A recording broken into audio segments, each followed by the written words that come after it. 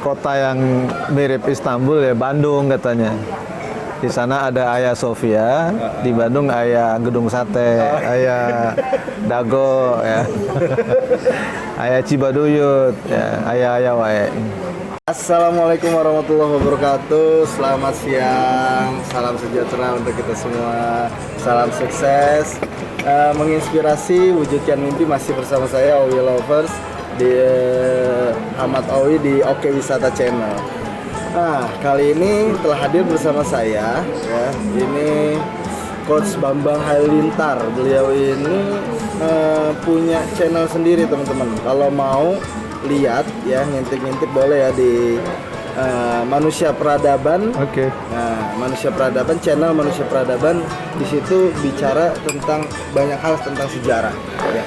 Sejarah peradaban. Nah, Owi Lovers, sengaja kami mengundang beliau bersama kita di sini sambil ngopi-ngopi santai ya di Tetirah Kopi nih. Tetirah Kopi ini di sekitaran Simpasa Summarecon Bekasi.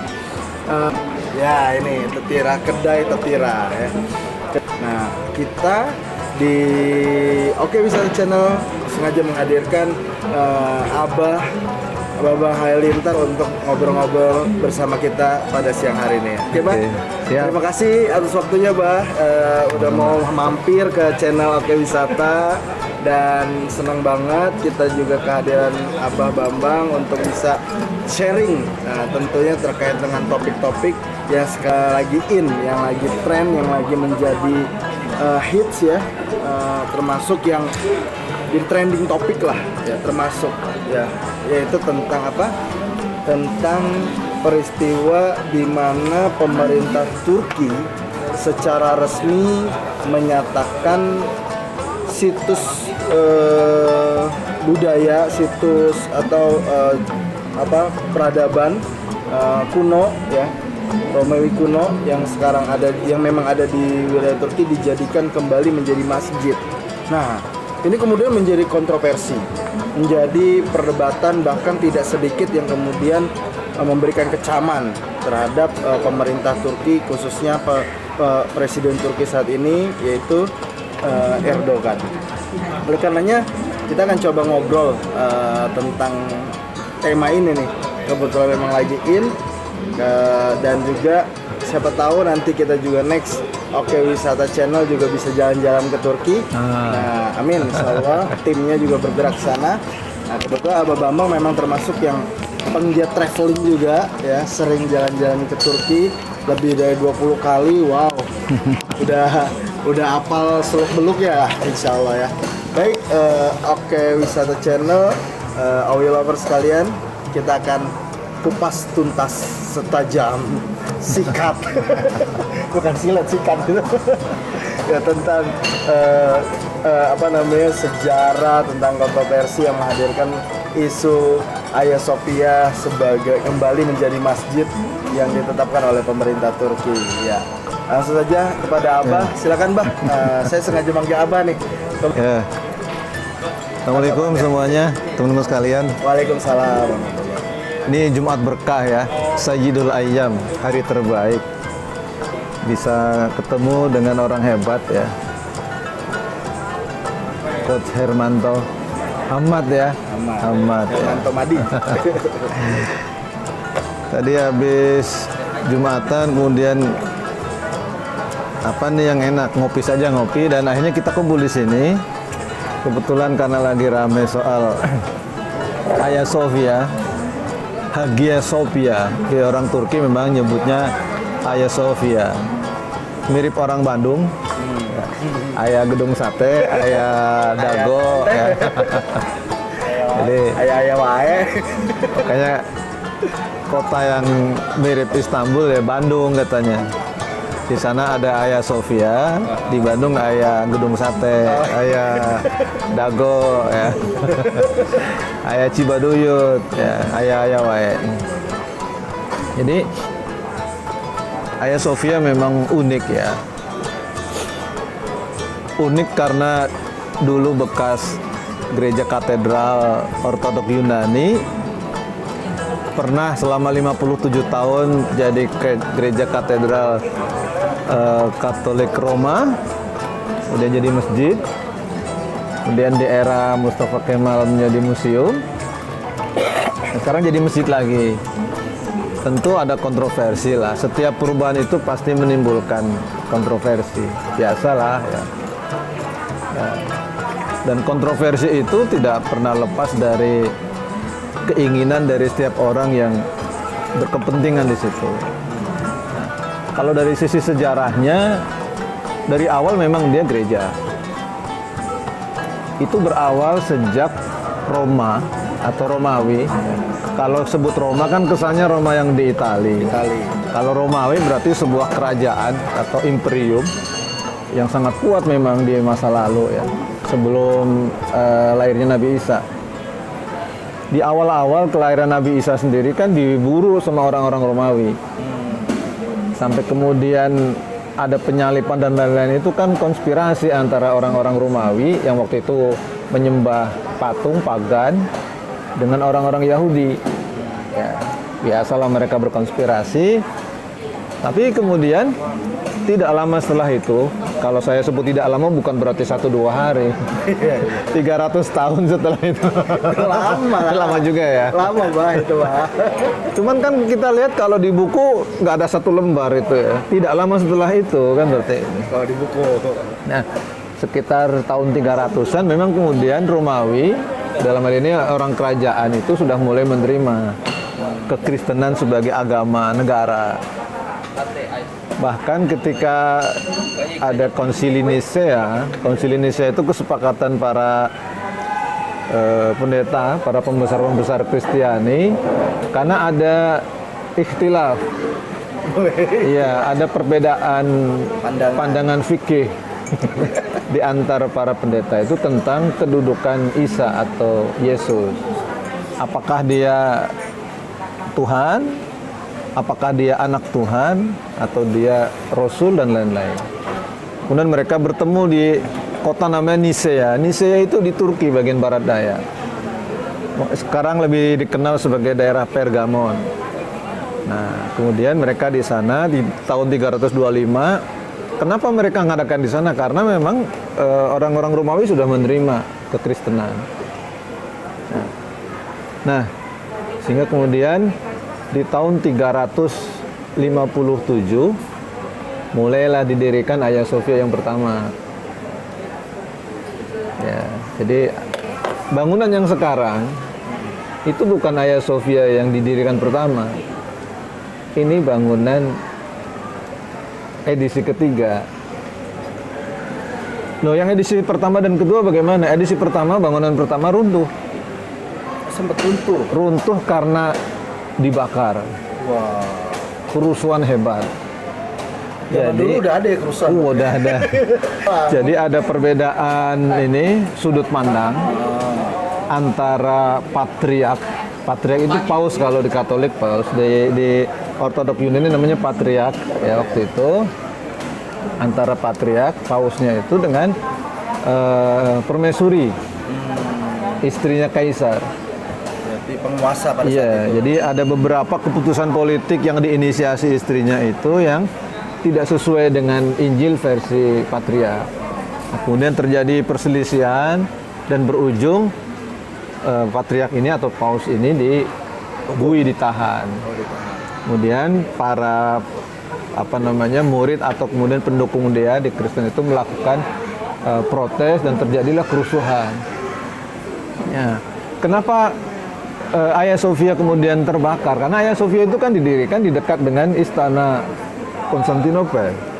Jadi kerusuhan demonya di situ terjadi, bakar dan hancur habis. Nah, ketika habis itu tidak tersisa sedikit pun. Jadi peninggalan Hagia Sophia pertama nggak ada sama sekali sampai sekarang. Ini yang pertama. Kemudian nggak berapa lama didirikan yang kedua. Ya, didirikan yang kedua. Kemudian damai lah intinya, damai. Tapi selang sekitar 200 tahun setelah itu, di tahun 500-an, ya, di tahun 500-an itu, kemudian terjadi lagi kasus yang sama. Dengan orang yang berbeda. Jadi Berarti kaisar yang berbeda secara berulang. Wajar sebetulnya, karena biasa namanya pemimpin kerajaan atau kaisar itu kadang menjalankan pemerintahannya tidak sesuai dengan kaidah agama. Ditegurlah oleh patriarknya, mungkin tersinggung, nggak suka, akhirnya terjadi persinggungan, ya ditahan lagi patriarknya dan terjadi kerusuhan yang kedua. Di kerusuhan yang kedua hancur lagi, runtuh. Kita tidak bisa membayangkan bagaimana kejadiannya sampai gereja besar itu runtuh.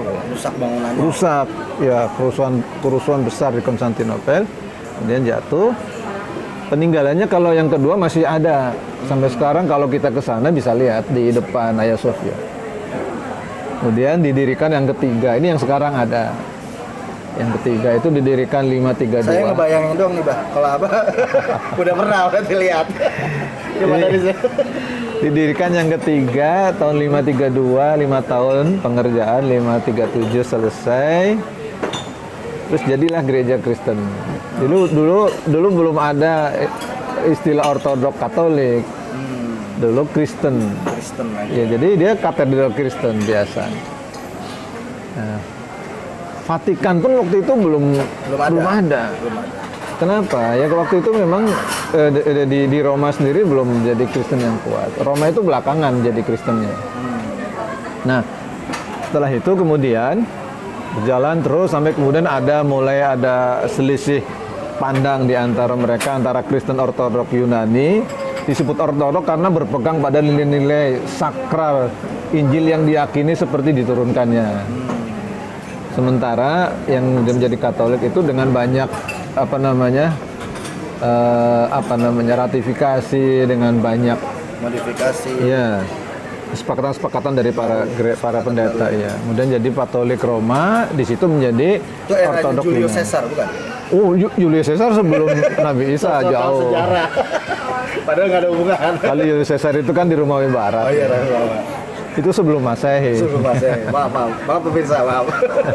Nah, di 1054 dia menjadi gereja katedral Ortodok Yunani. Ortodok. Di Roma sudah ada Vatikan, Basilika Santo Petrus. Itu berjalan terus. Nah, di tahun 1264 dia berubah jadi gereja katedral Katolik Roma. Karena kebetulan orang-orang dari Eropa, pasukan perang salib 4 itu kebetulan melihat Konstantinopel yang makmur sementara di negara asal mereka lagi kesulitan, ternyata punya niat buruk untuk menguasai dan akhirnya dijarah, direbut, dan akhirnya gereja Hagia Sophia itu dirubah menjadi gereja Katolik Roma. Oh, yang sebelumnya gereja Ortodok Yunani berubah menjadi Katolik Roma. Setelah dikuasai oleh pasukan perang salib yang keempat. Pasukan perang salib yang keempat. Di tahun 1200. Aslinya awalnya dia hanya singgah ya. Iya, dia cuma singgah karena kan perjalanan pasukan salib dari Eropa kalau mau menuju ke Palestina yang lewat darat mesti lewat Konstantinopel. Jalurnya lewat situ. Nah, Tapi akhirnya dilalahnya ketika sampai di Hagia Sophia, dia malah merebut. iya malah merebut karena memang makmur kotanya. Makmur, indah, mungkin selama di sana dalam kesulitan perjalanan yang jauh, ya biasalah begitu orang di perjalanan kadang-kadang emosional dan lain-lain lah. Ya. Kemudian itu terjadi tahun 1204. Ini berarti kali ketiga. Iya, perubahan yang ketiga. Jadi 1204 itu kemudian ditaklukkan dan kekaisarannya pun menjadi kaisar Konstantinopel, kaisar Latin Konstantinopel. Jadi bukan dari bangsa Yunani tapi dari bangsa Latin, bangsa Italia. Nah, jadi secara kekaisaran tidak lagi Yunani, secara keyakinan ketuhanannya tidak lagi Ortodok, Kristen Ortodok, tapi menjadi Katolik Roma. Itu sampai 1261. Berarti sekitar 1261 dikurangi 57 tahun. Makanya Panglima perang salib yang dari Italia yang memimpin penyerbuan ke Konstantinopel ini. Endolo. Iya namanya Enrico Dandolo itu. Dandolo. Berarti itu dua orang, Bang. Enrico Dandolo. Jadi makamnya ada di Hagia Sophia. Ada. Jadi kalau kita jalan-jalan guys ke Hagia Sophia, itu ada makamnya Enrico Dandolo. Padahal itu bukan dua orang ya, itu nama sambung. Padahal Dandolo itu orang Katolik. Katolik. Roma. Karena iya Katolik Roma. Karena waktu itu kan memang gereja itu menjadi gereja Katolik Roma. Tidak lama tapi ya. Itu 57 tahun. 57 tahun. Berubah fungsi lagi. Nah, pas Itu tahun 6 sejarahnya apa tuh? Di 1261 orang-orang Konstantinopel, orang-orang Ortodok Yunani kemudian merebut kembali. Direbut kembali dan akhirnya mereka kalah, orang-orang Roma kalah, dia pulang ke kampungnya, akhirnya menjadi apa namanya Bizantium lagi. Kan kerjanya Bizantin. Dan gerejanya jadi gereja katedral Ortodok Yunani lagi. Kembali. Karena dua kelompok besar Kristen ini memang tidak akur. Ya secara politik pandangan agamanya berbeda. Ada yang mengistilahkan Romawi Timur, Romawi Barat itu beda lagi. Ya, kalau Romawi Barat itu yang berbasis di Roma. Romawi Timur berbasis di Konstantinopel. Hanya saja yang kalau yang diceritakan di Al-Quran disebut Rom, itu ya Romawi Timur. Karena pada saat Rasulullah lahir tahun 571, Romawi Barat sudah tidak ada kekuatan politik. Romawi Barat sudah selesai. Peninggalannya Julius Caesar dan lain-lain sudah nggak ada kerajaannya. Kalau peninggalan fisiknya ada. Tinggal kekuasaan Paus di Vatikan. Gitu. Yang megang kuasa pada saat itu Paus. Kalau di Konstantinopel ya ada kaisar, ada pausnya. Ya, ada rajanya. Ada raja, ada MUI-nya. Itulah ceritanya begitu. Majelis. Nah, itu dari 1261 sampai ditaklukkan oleh Muhammad Al-Fatih 1453. Nah, jadi berapa tahun? Banyak. Hampir sekitar 200 tahun. 200 tahun kembali kemudian berfungsi jadi itu. Jadi gereja. Nah, jadi selama 1453 sampai hancurnya Kesultanan Utsmani itu ya jadi masjid. Resmi ditutup sebagai masjid itu tahun 1931. Ya. Jadi berapa lama tuh? 1453 sampai 1931. Anggap aja 500 tahun. 500 tahun jadi masjid, 5 abad jadi masjid. 31 ditutup, 1935 dibuka lagi, tapi bukan sebagai masjid, jadi museum oleh Mustafa Kemal. Bertahan jadi museum sampai kapan ya? Sampai tanggal 9 Juli. Kemarin? Iya, 9 Juli 2020. Karena Mahkamah Agung Turki menetapkan mulai tanggal 10 Juli sebagai masjid kembali. Nah, ini yang memicu kontroversi. Ya, biasalah kontroversi. Itulah gambaran singkat ya. Kalau ingin lengkap baca bukunya. Atau lihat video yang saya bikin. Iya. Ada di channel Manusia Peradaban. Nanti ada di sini nih.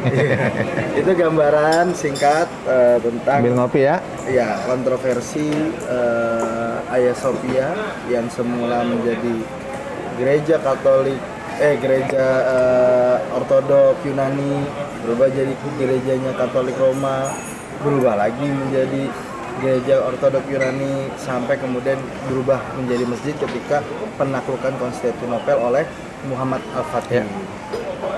Yang kemudian berubah fungsi, alhamdulillah dimsum kita udah datang. Ya, ini memang channel juga kita sering kulineran. Nah, jadi biar teman-teman tahu di Sinpasa ini ada dimsum ya. Kembali lagi persoalan Hagia Sophia. Yang kemudian menjadi pertanyaan nih, melihat kontroversi yang ada, sebaiknya sikap kita bagaimana nih, Bah, sebagai seorang muslim melihat hal ini? Karena juga kadang ada kegamangan dalam bersikap nih teman-teman kita, khususnya generasi muda, biar paham tentang sejarah. Jadi Sebetulnya kalau soal sikap ya, itu kan subjektif ya. Saya Islam, saya Muslim, tentu subjektivitas saya mengajarkan untuk senang. Senang. Bagaimana nggak senang? Ada nambah lagi satu masjid. Iya. Nah, kan logikanya begitu. Ya. Saya menganjurkan kalau siapapun, terutama yang Muslim ya tentu ikut senang. Bahkan saya heran kalau kemudian ada seorang Muslim yang tidak suka. Tidak suka atas apa? Ini yang menjadi diskusi kan. Tapi bagi kita sebaiknya memang memahami duduk persoalan dengan baik. Yang paling mudah adalah memahami perjalanan sejarahnya. Maksudnya perjalanan sejarah, konversi seperti itu kan hal yang lazim sebenarnya. Di dunia, di saat tata hukum yang berlaku dalam hubungan antar negara waktu itu memang begitu. Begitu sebuah negara menguasai kawasan di negara lain, maka semua yang ada di negara itu menjadi milik penguasa barunya. Kan seperti itu pula yang terjadi ketika dikuasai oleh orang-orang Katolik Roma. Ya, maka kemudian termasuk gereja Hagia Sophia-nya yang tadinya Ortodok Yunani menjadi Katolik Roma. Kekaisarannya yang tadinya Kaisar Yunani menjadi Kaisar Latin. Ya seperti itu. Jadi biasa aja ya. Sebetulnya biasa saja. Memang berbeda kondisinya dengan sekarang. Kalau sekarang ada PBB, ada macam-macam yang mengatur. Dulu kan nggak ada. Tapi posisi sendiri saat ini Hagia Sophia ya berada di bawah kekuasaan pemerintah Turki. Iya. Sebenarnya sah-sah saja secara legalitas juga kan? Iya, hanya saja memang sensitifnya karena apa? Karena kan memang dari dulu Konstantinopel itu memang menjadi pusat rebutan setiap bangsa untuk bisa menguasai Konstantinopel. Yang menarik guys, ada sebuah pernyataan dari Napoleon Bonaparte, seandainya seluruh dunia ini punya satu ibu kota, maka ibu kotanya Istanbul ya, bahaya. Ini kalau ada peta, kita bisa lihat benar bahwa di tengah-tengah itu Istanbul. Istanbul itu di tengah-tengah. Atau Konstantinopel. Jadi menarik ya, ngobrolin Hagia Sophia jadi pengen ngobrolin Turki juga nih. Jadi memang kapan-kapan harus ke sana. Siap, lapan. Jadi ketika kita bisa mendiskusikan tentang Hagia Sophia, tentang ini itu sejarah dan lain-lain, memang kita bisa lihat langsung. Saya sering ngomong sama teman-teman yang pada ke sana, coba deh, ini ada namanya mozaik, gambarnya Nabi Isa atau Yesus. Itu bisa ngelirik matanya. Padahal mozaik. Kalau kita lihat dari sebelah kanan, dia ngelirik ke kanan. Kalau kita dari kiri, dia ngelirik ke kiri. Dan ini benar-benar terjadi. Nah, ini hebatnya orang dulu dengan ilmu pengetahuannya menjadikan mozaik itu dibikin seperti itu. Jadi kalau kita ada di sebelah kanan, dia matanya mengelirik ke kanan. Bukan karena ada mistis apa ada. Itu murni ilmu pengetahuan. Ilmu pengetahuan, science. Nah, jadi dulu seperti itu. Kalau kita memahami konteks sejarahnya, sebetulnya tidak ada yang perlu diributkan. Yang kedua, tapi kan banyak yang ribut, termasuk orang Turki, iya.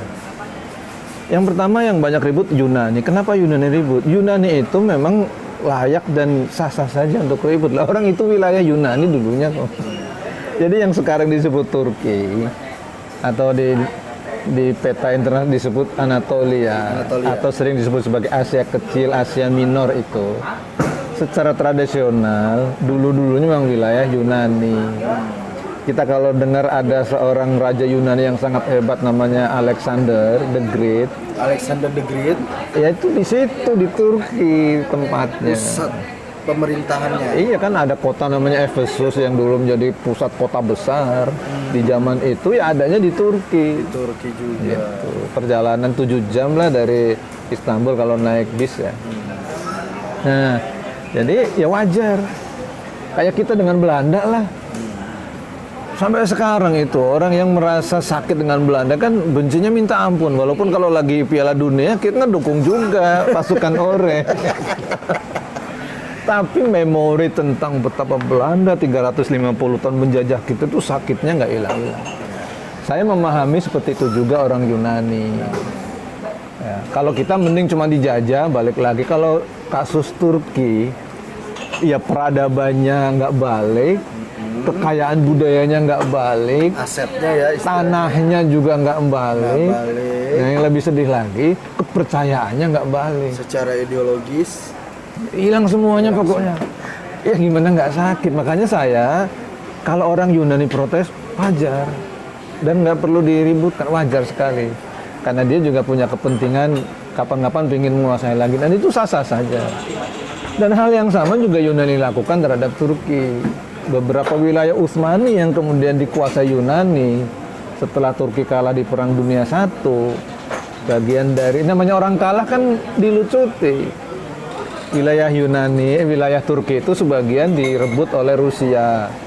Macam Chechnya, Kazan dan lain-lain yang dekat dengan Rusia kan jadi Rusia.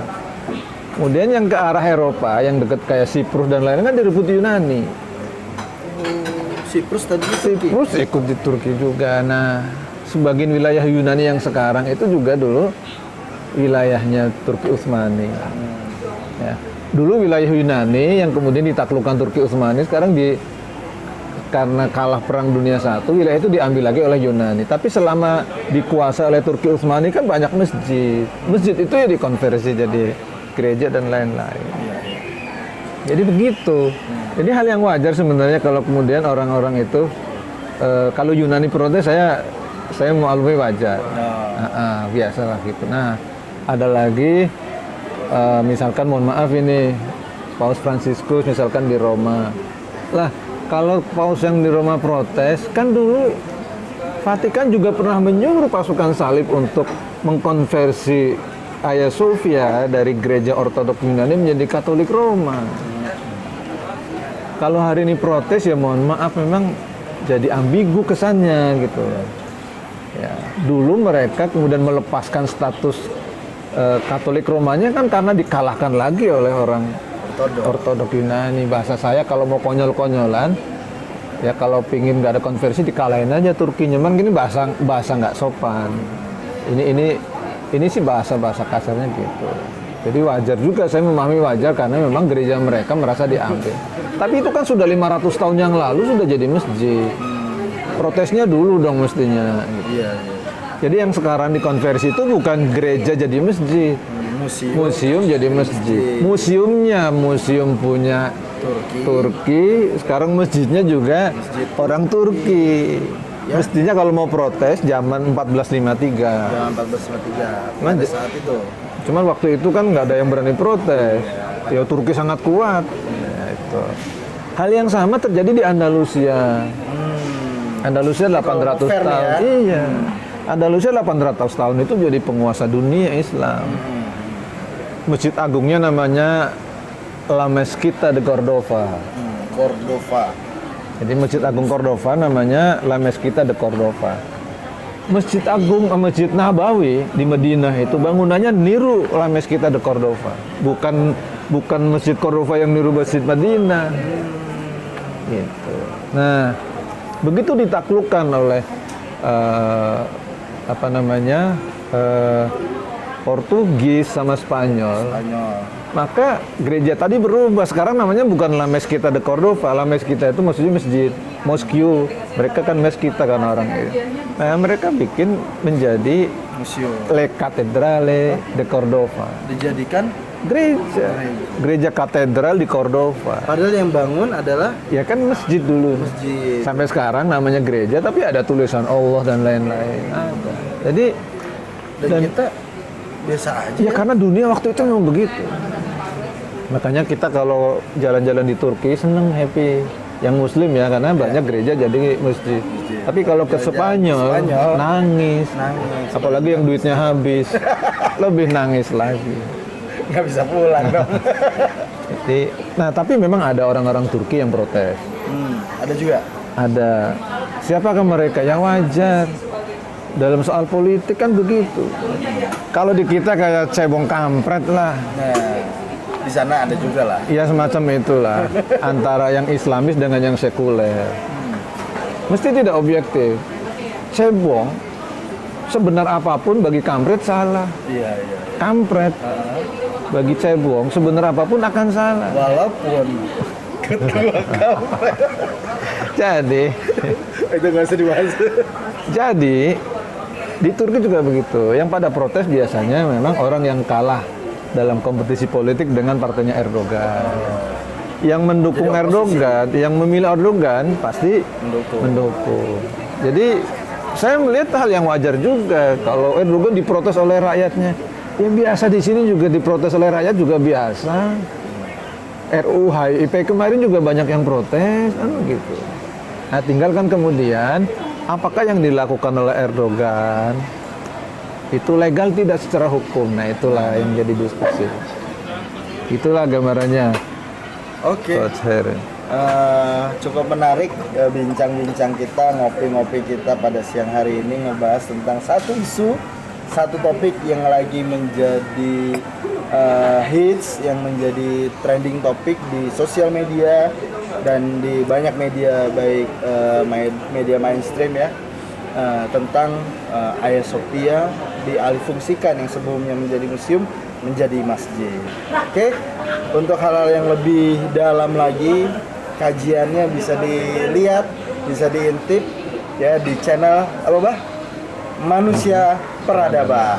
Saya sih menyarankan begini. Ya. Kalau belajar tentang sejarah, memang paling asik kita bisa berkunjung ke tempat kejadian sejarahnya. TKS, tempat kejadian sejarah. Soalnya kalau nggak ngelihat sendiri, kadang kita suka kebawa berita yang nggak benar. Ini contoh satu kasus. Banyak berita kemarin. Mungkin saking semangat dan kita euforianya, orang-orang Islam pada nulis. Pertama kali adzan dikumandangkan di Hagia Sophia ya sejak dirubah jadi museum tahun 35. Saya kebetulan ya tadi dibilang hampir adalah 20-an kali ke sana. Ya selama bolak-balik ke sana ya selalu denger adzan dari Hagia Sophia. Jadi yang ngomong itu tuh tapi memang tidak buat sholat ruang utama. Tapi adzan ada, zuhur asar ada. Selalu ada. Zuhur asar ada. Dengan bahasa Bahasa Arab.